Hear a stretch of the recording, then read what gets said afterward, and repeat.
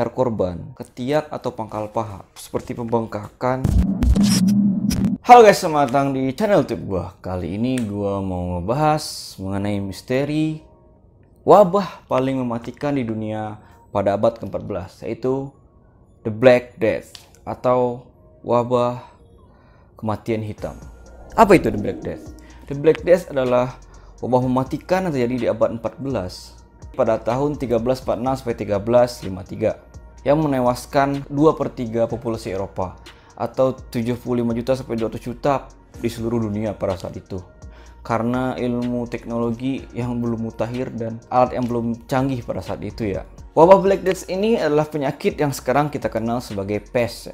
Apa itu Black Death dan kenapa jadi wabah paling mematikan di dunia? Mari kita bahas. Ya, Black Death asal usulnya terjadi pada abad ke-14, lebih tepatnya pada tahun 1346 sampai 1353.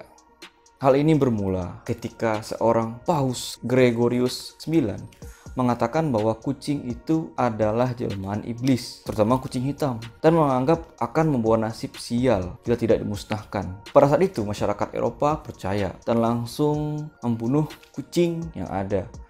Jumlahnya banyak sekali kucing itu.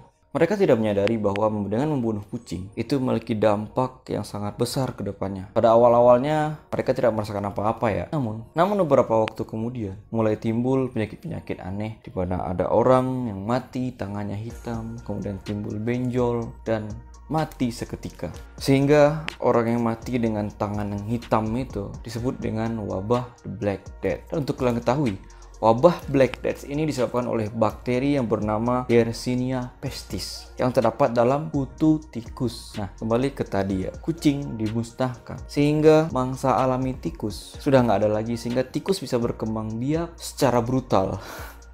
Bayangin aja, satu ekor tikus betina bisa melahirkan ribuan ekor setiap tahun, sehingga penyebaran Black Death ini sangat cepat karena jumlah tikus yang banyak dan perpindahan penyakitnya itu juga sangat cepat. Menurut sejarawan Norwegia Ole Jord Benedicto dalam bukunya The Black Death 1346-1353, pes mulai memasuki Eropa dari dekat Laut Kaspia Selatan Rusia pada musim 1346. Pes kemudian menyebar ke barat lewat migrasi tikus-tikus coklat Rusia. Tikus-tikus tersebut membawa kutu yang menjadi penyebab penyakitnya tersebut. Tikus-tikus berkutu itu ikut naik kapal dagang Italia, menyusup di antara karung dan keranjang barang. Dalam perjalanan, kutu-kutu tetap bertahan hidup. Mereka mampu berpindah dari tikus hingga ke manusia. Mulanya, kutu tikus akan menempel di baju, lalu menular dari satu orang ke orang lainnya. Kapal-kapal dagang Italia ini mengangkut banyak muatan dari berbagai kota seperti Venice, Genoa, London, dan Bruges. Di London dan Bruges, perdagangan Italia terhubung dengan Jerman dan Norwegia. Dari jalur perdagangan inilah pes menyebar ke seluruh penjuru Eropa. Terdapat beberapa teori mengenai asal-usul dari pes ini atau Black Death ini.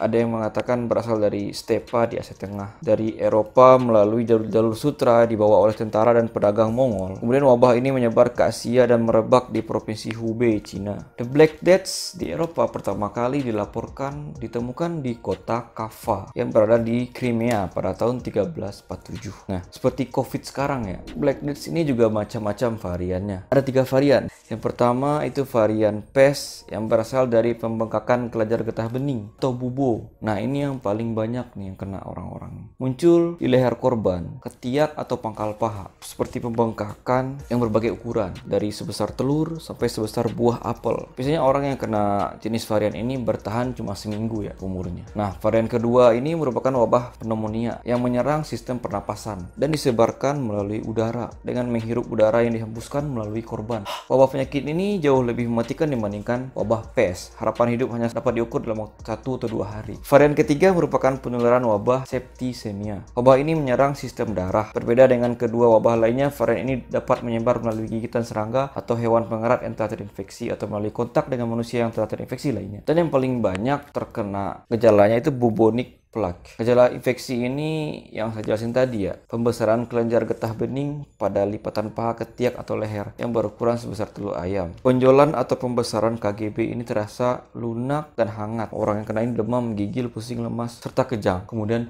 mati. Nah, ada juga yang unik nih di dalam wabah Black Death ini, yaitu dokter wabah atau dokter plaque. Saat terjadi wabah Black Death ini, muncullah dokter wabah dengan busana uniknya. Dokter wabah ini memiliki seragam yang unik dengan topi hitam, pakai masker berbentuk paruh burung, dan jaket kulit hitam berserta tongkat ya. Dokter ini tugas utamanya adalah merawat dan menyembuhkan korban wabah dan menguburkan orang mati. Zaman dulu APD-nya seperti itu ya, alat pelindung dirinya seperti itu. Dokter wabah ini juga bertanggung jawab dalam menghitung jumlah korban dalam buku catatan untuk catatan publik dan mendokumentasikan keinginan terakhir pasien mereka. Dokter wabah sering melakukan kontak dengan pasien sehingga dibuatkan baju khusus untuk mereka kenakan. Nah, topeng dari dokter wabah ini memiliki fungsi utilitarian karena paruh itu penuh dengan zat berbau kuat seperti ambergris, mint, dan kelopak mawar, karena yang mereka hadapi itu mayat-mayat yang bau banget ya. Nah, pakaian yang lain itu adalah mantel yang besar dari kulit kambing ya katanya ya. Dia juga memiliki tongkat kayu yang dibawa oleh dokter ini kemanapun. Tongkat kayu itu berguna untuk mengecek keadaan pasien ya, tanpa menyentuhnya. Alat itu juga berfungsi untuk menunjukkan kepada pembantunya atau anggota keluarga korban lainnya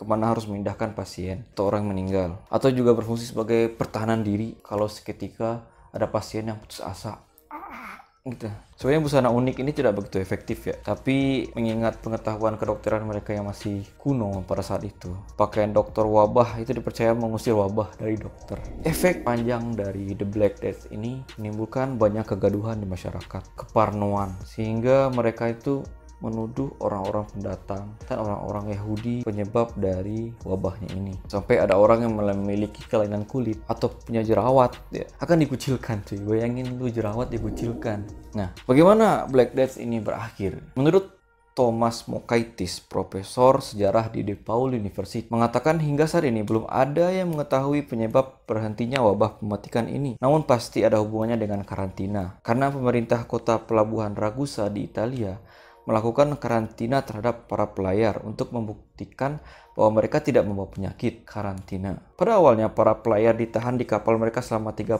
hari. Hukum Venesia menamai kondisi ini sebagai Tarentino. Kemudian masa isolasi bertambah menjadi 40 hari yang dikenal dengan sebagai quarantine. Asal mula kata quarantine dan dari karantina. Nah, besar keyakinan pada waktu itu pandemi berakhir karena orang yang terinfeksi dan masih hidup menghasilkan imunitas. Seperti itu. Ya, sekian dulu video mengenai wabah Black Death, misterinya dan pakaian unik dari dokter wabah itu. Jika kalian suka silahkan di like dan subscribe ya. Mohon maaf jika ada yang salah dan tolong koreksi jika ada yang salah. Thank you.